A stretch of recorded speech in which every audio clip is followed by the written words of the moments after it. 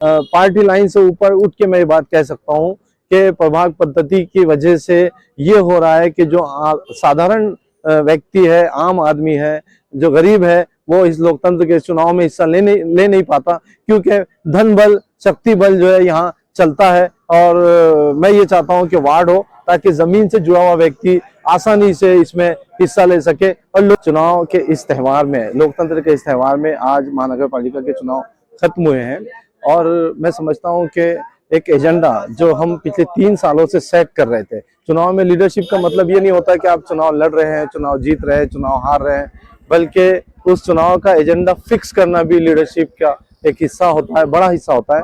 और मुझे इस बात पे फख्र है कि जो एजेंडा हमने महानगर पालिका की बंद स्कूलों को लेकर शुरू किया था पिछले 3 सालों से, कि भारतीय जनता पार्टी के शासनकाल में लगभग 100 से ज्यादा जो स्कूलें बंद हुई हैं, वो उन स्कूलों को, मराठी, हिंदी, उर्दू मीडियम की उन स्कूलों को दोबारा कैसे शुरू किया जाए, वो एक बड़ा एजेंडा था जो इस चुनाव में हर प्रभाग में शहर के जो है वो दिखाई दिया। और नेताओं ने जो चुनाव लड़ रहे थे उन्होंने इस मुद्दे पर बातचीत की। दूसरा जो मध्य नागपुर को लेकर जो एजेंडा था, वो हमारा फ्लाईओवर का एजेंडा था, जिसके ऊपर जो है वहां के लड़ने वाले उस प्रभाग के, खासतौर से मोमिनपुरा के 18 प्रभाग से, 8 प्रभाग 8 से लड़ने वाले उम्मीदवारों ने उस पर बातचीत की। तो उसके अलावा जो उस मध्य नागपुर के उस इलाके में महिला शौचालय का जो मुद्दा था, जो उस पे भी जो है उस एजेंडे पे बात की, मोहल्ला क्लिनिक पे बातचीत की।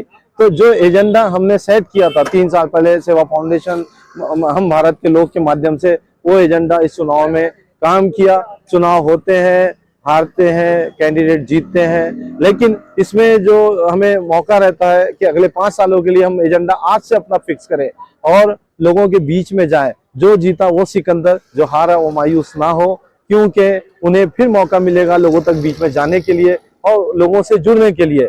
प्रभाग पद्धति जो मसला इस लोकतंत्र के चुनाव में जो सबसे ज्यादा मुझे देखने में मिला, पार्टी लाइन से ऊपर उठ के मैं ये बात कह सकता हूँ कि प्रभाग पद्धति की वजह से ये हो रहा है कि जो साधारण व्यक्ति है, आम आदमी है, जो गरीब है, वो इस लोकतंत्र के चुनाव में हिस्सा ले नहीं पाता, क्योंकि धन बल, शक्ति बल जो है यहाँ चलता है। और मैं ये चाहता हूँ कि वार्ड हो, ताकि जमीन से जुड़ा हुआ व्यक्ति आसानी से इसमें हिस्सा ले सके और लोगों को पसंद करने में भी आसानी हो। जो कॉम्प्लिकेशंस आज के दिन देखने को मिले, जिसके अंदर में हम देखते हैं कि लोगों के प्रभाव चेंज हो गए। 10 वाले 11 में चले गए, कोई 12 में चले गए और 11 वाले 10 में चले गए। इसके अलावा लोगों के जो मतदान केंद्र थे, वो मतदान केंद्र भी एक फैमिली के 4 जगह पर वोट दिख रहे हैं।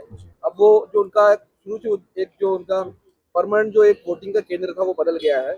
इससे आप इसको क्या समझते हैं, किस तरह से आप इसको देखते हैं? देखिए, इसको हम डिलिमिटेशन का जब समय होता है, तब हमें पता ही नहीं होता कि किस तरह से डिलिमिटेशन हो रहा है, किस तरह से प्रभागों को काटा जा रहा है, कैसे उस पर आपत्तियां हम जताना चाहिए। ये हमारे जो नेता जमीन से जुड़े नहीं होने की वजह से ये सब बातें होती है कि वो इस अवेयरनेस में नहीं रहे। जब उनके प्रभाग काटे गए या लोगों को शिफ्ट किया गया, तो उसकी तैयारी उन्होंने पहले से नहीं की। उन्हें पहले से उसकी तैयारी करनी चाहिए। अगर वह तैयारी किए होते तो ये पता होता कि जो लोग आज अपने वोट के लिए जो मारे फिर रहे थे, उन्हें मालूम होता पहले से कि उन्हें इस प्रभाग में नहीं, कोई दूसरे प्रभाग में जाकर वोट देना है।